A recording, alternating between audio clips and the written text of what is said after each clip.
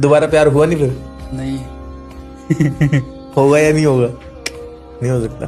बोलते हैं, वैसे लिखा भी है कई जगह पे कि 3 बार होता है। एक बार स्कूल में, फिर एक बीच में, फिर एक 28-30 की उम्र में। 3 बार हो लिया? नहीं, एक ही बार एक ही हुआ बार था। हुआ, मेरे 2 बार तो बाकी एक ही है बार अभी। हुआ था, वो मैं हड्डी टूट गई रीढ़ की। हड्डी टूट गई कैसे?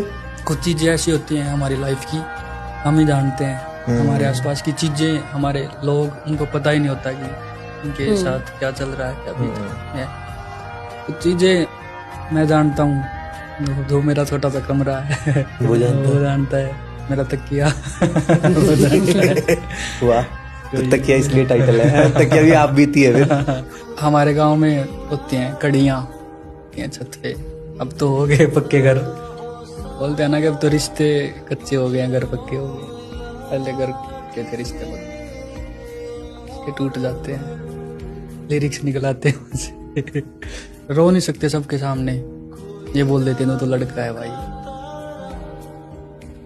फिर मन मन में घुट के कुछ वर्ड आते हैं बाहर, लिख देते हैं, दे देते हैं गोल्डी भाई को। कर देते हैं। अच्छा चल रहा है भगवान, क्योंकि सब अच्छा कर रहा है। ये सोचता हूँ कि जो हुआ है अच्छे के लिए हुआ है, जो होता है अच्छे के लिए होता है, जो उन्होंने लिखा है अच्छे के लिए लिखा होगा।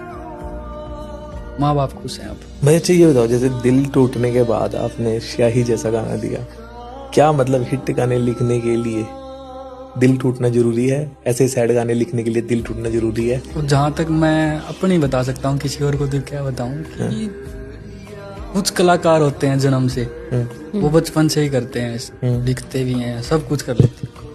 कुछ को हालात बना देते हैं। मैं हालातों का मारा हुआ हूँ, मेरा स्याही वहां से निकला है। और कुछ लोगों के होंगे बचपन से होंगे। तो दर्द का तो इतना है कि अगर आप एक बार घुस गए तो आप जानबूझ के ऐसी चीजें सोचोगे जिससे आपको और ज्यादा दर्द हो।